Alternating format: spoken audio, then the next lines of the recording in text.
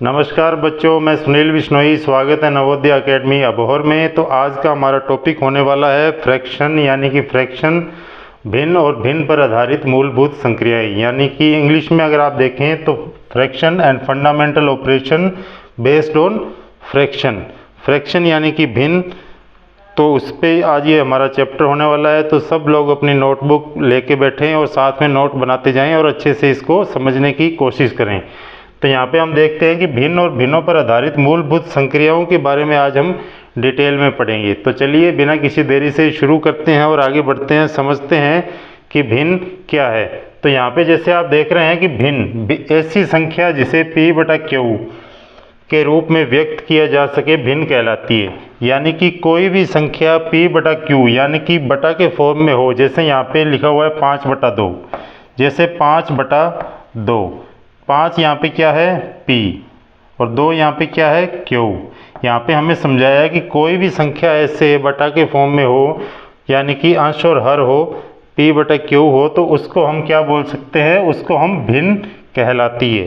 दूसरा यहाँ पे है कि P को भिन्न का अंश तथा Q को भिन्न का हर कहा जाता है। यानी कि ये जो P है इसको क्या बोलते हैं, इसको बोलते हैं अंश, ठीक है। और दूसरा जो Q है, Q को हम क्या बोलेंगे, Q को बोलते हैं हर। यानी कि कोई भी भिन्न है तो यहाँ पे जो 5 है, 5 क्या है, 5 तो है अंश, और 2 क्या है, 2 है हर, ठीक है। तो जो भी संख्या ऐसे बटा की फॉर्म में हो उसको हम बोलते हैं भिन्न, और ऊपर वाली संख्या अंक होता है अंश, नीचे वाला होता है हर। दूसरा इसमें ये दिया है कि ये देखो यहाँ पे ब्रैकेट में दिया है कि Q बराबर 0 नहीं हो सकता।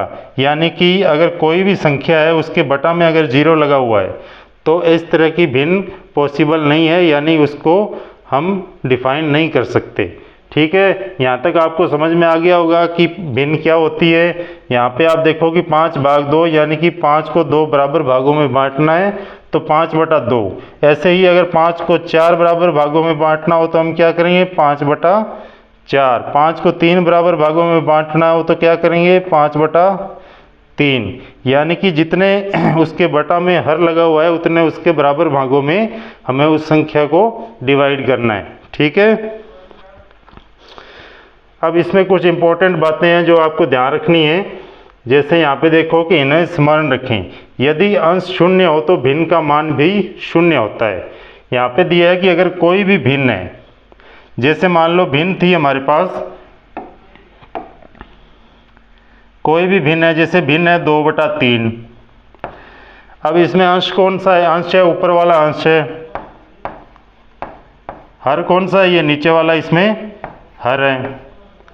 लेकिन इसमें अभी हमें क्या दिया है कि ये हमें याद रखना है कि यदि अंश यानी कि ऊपर वाली संख्या अगर कोई भी हो, जैसे 0/3 हो, तो क्या है, वो अंश हो तो भिन्न का मान भी शून्य हो जाता है। अगर इस तरह की कोई भिन्न हो तो उसका क्या मान हो जाता है, उसका मान भी 0 हो जाएगा। यानी कि अंश अगर 0 हो तो ऐसी इस तरह की कोई भी भिन्न हमारे पास आती है तो उसका मान क्या हो जाता है, उसका मान हमेशा 0 हो जाता है, ठीक है। दूसरी चीज देखते हैं इसमें कि यदि हर शून्य हो तो भिन्न का मान अनंत हो जाता है, अर्थात ज्ञात नहीं किया जा सकता। जैसे हमने पीछे पढ़ा कि Q बराबर 0 नहीं हो सकता, वही बात इसमें दोहराई गई है कि यदि हर शून्य हो, यानी कि कोई भी भिन्न है, जैसे 2/5, इसमें ऊपर वाला अंश है,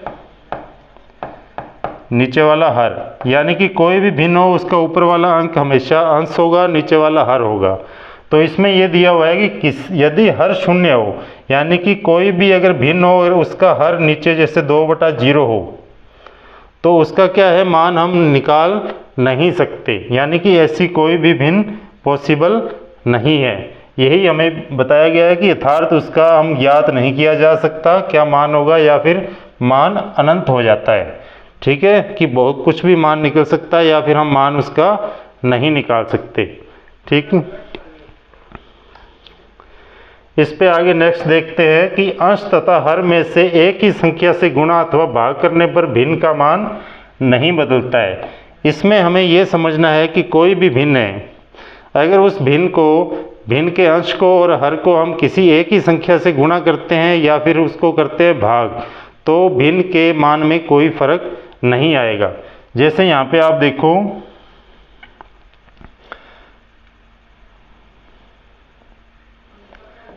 यहाँ पे आ गया 36/44।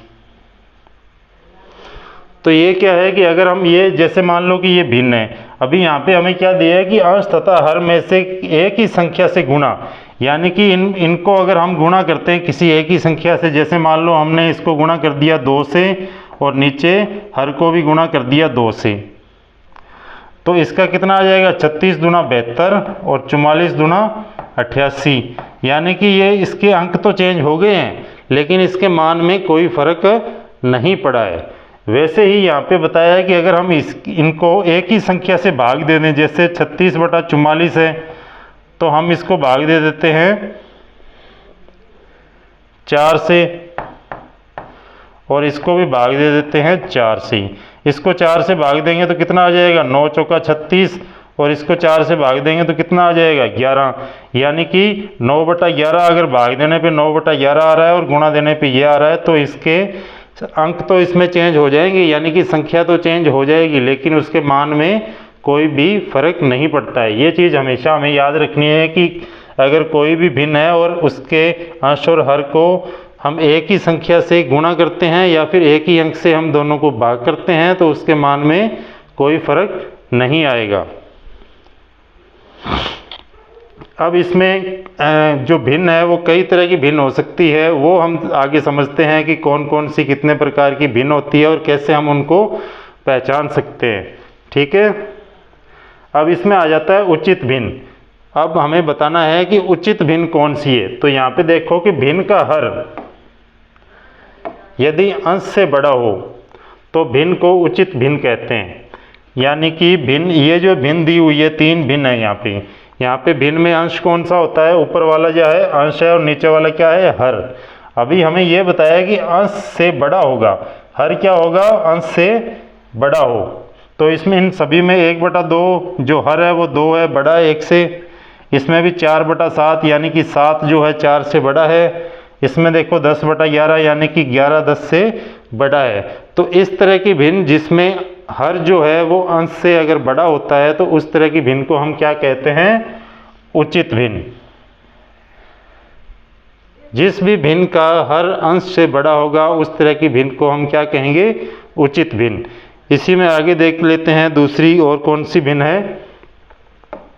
इसके बाद में आ जाता है अनुचित भिन्न। भिन्न का अंश यदि हर से बड़ा या बराबर हो तो भिन्न को अनुचित भिन्न कहते हैं। इसमें पहले में क्या था कि हर जो था वो था बड़ा और अंश क्या था, अंश था छोटा, उसको हम कह रहे थे उचित भिन्न। अब ये उचित का उल्टा हो गया अनुचित भिन्न। ठीक है, उचित का क्या है, बिल्कुल उल्टा अनुचित भिन्न। अनुचित भिन्न में क्या हो सकता है, एक तो इसका जो अंश है अंश हमेशा बड़ा होगा। जो अनुचित भिन्न है उसमें अंश बड़ा है लेकिन हर क्या है, छोटा। इसी में दूसरा देखो, इसमें भी अंश बड़ा है और हर क्या है, छोटा। और दूसरी बात इसमें यह हो सकती है कि अंश भी बराबर है और अंश और हर दोनों बराबर है। अगर इस तरह की कोई भी भिन्न आ जाती है तो उसको हम क्या बोलते हैं, अनुचित भिन्न। ठीक है, नेक्स्ट इसमें देख लेते हैं मिश्र भिन्न। मिश्र भिन्न को समझो कि मिश्र भिन्न क्या है। अब 2 तरह की भिन्न हमने समझ ली, उचित भिन्न और अनुचित भिन्न। ये तीसरा है मिश्र भिन्न। यहाँ पे आप देखो कि भिन्न यदि एक पूर्णांक तथा भिन्न से मिलकर बनी हो तो भिन्न को मिश्र भिन्न या संयुक्त भिन्न कहते हैं। जैसे अभी यहाँ पे पहले हमारे पास सिर्फ सिंपल भिन्न थी, अभी यहाँ पे देखो कि यहाँ पे एक अंक हो यहाँ पे लगा हुआ है बीच में। ठीक है, तो इस तरह की भिन्न हो, जैसे यहाँ पे पहली भिन्न है 3 सही 2/3, यानी कि ये तो है अंश और ये नीचे वाला क्या है, हर। ये जो अंक लगा हुआ है इसको क्या बोलते हैं, इसको बोलते हैं पूर्णांक। इसको क्या बोलेंगे, पूर्णांक। यानी कि ऐसी भिन्न जिसमें पूर्णांक लगा हो तो उस तरह की भिन्न को हम क्या कहते हैं, उस तरह की भिन्न को हम मिश्र भिन्न कहते हैं। यहाँ पे बिल्कुल सिंपल दिया हुआ है, भिन्न यदि एक पूर्णांक तथा भिन्न से मिलकर बनी हो तो भिन्न को मिश्र भिन्न या संयुक्त भिन्न कहते हैं। मिश्र भिन्न का दूसरा नाम क्या हो सकता है, दूसरा नाम इसका हो सकता है संयुक्त भिन्न। अगर संयुक्त भिन्न को लेके हमें कोई क्वेश्चन या सवाल पूछ लें तो हमें तुरंत समझ जाना है कि ये मिश्र भिन्न के बारे में पूछ रहे हैं। और मिश्र भिन्न कौन सी होती है, जिसमें कि पूर्णांक साथ में लगा हुआ होता है। अब इसमें देखो, इसमें 3 पूर्णांक लगा हुआ है, इसमें 5 है और इसमें 2 है। तो इस तरह की भिन्न को हम क्या बोलते हैं, मिश्र भिन्न या फिर संयुक्त भिन्न। ठीक है, अब इसमें आगे बढ़ते हैं। नेक्स्ट हमारे पास आ जाता है मिश्रित भिन्न। अब मिश्रित भिन्न कौन सी होती है, तो मिश्रित भिन्न का देखो कि भिन्न का अंश या हर अथवा दोनों यदि भिन्न हो तो भिन्न को मिश्रित भिन्न कहते हैं। यानी कि इसमें जो भिन्न का अंश है और जो हर है दोनों अलग अलग है, वो बड़ा भी हो सकता है छोटा भी हो सकता है। जैसे यहाँ पे देखो कि इसमें जो अंश है वो बड़ा है, हर है छोटा है, लेकिन क्या है अंश तो 5 है, हर 3 है।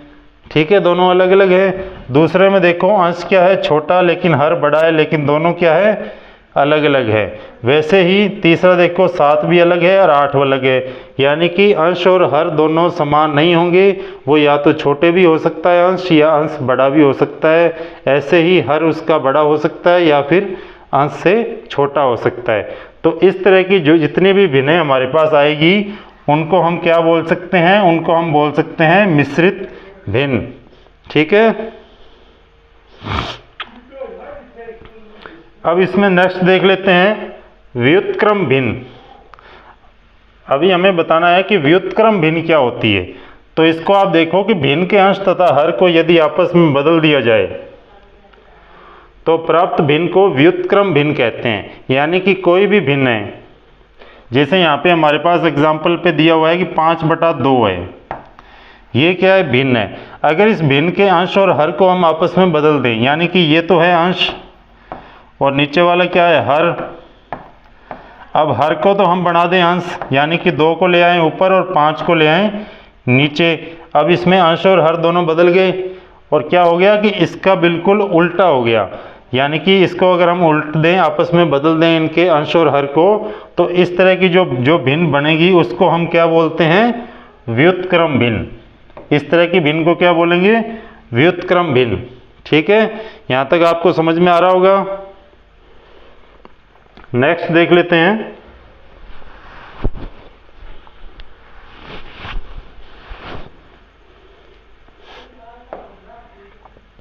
नेक्स्ट इसमें आ जाता है वित भिन्न, यानी कि वितत भिन्न कंटिन्यूड फ्रैक्शन।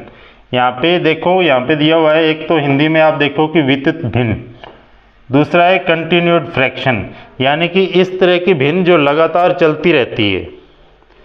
ठीक है, लगातार चलती रहती है, उस तरह की भिन्न को हम क्या बोलेंगे, कंटिन्यूड फ्रैक्शन बोलेंगे।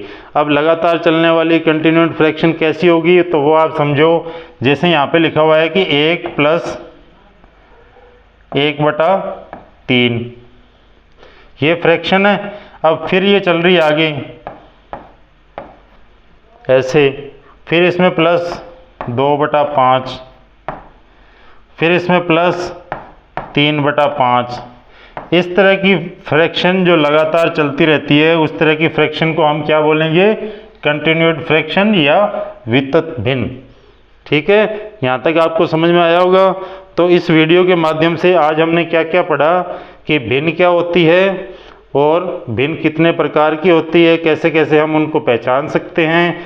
तो इस वीडियो के माध्यम से आज हमने भिन्न के बारे में समझा और कितने प्रकार की भिन्न होती है, ये चीज़ें आज हमने कवर की। तो नेक्स्ट वीडियो में हम इसकी पढ़ेंगे कि वित्त पे आधारभूत संक्रियाएं, यानी कि भिन्न जो है, भिन्न पे आधारभूत संक्रियाएं मतलब कि उनको कैसे गुणा करते हैं, कैसे भाग करते हैं, कैसे माइनस, कैसे प्लस, उस पर डिटेल में चर्चा करेंगे। और क्या क्या चीज़ों की हमें ध्यान रखनी है, वो चीज़ें हम नेक्स्ट वीडियो में कवर करते हैं। तो आज इस वीडियो के लिए इतना ही। थैंक यू, धन्यवाद।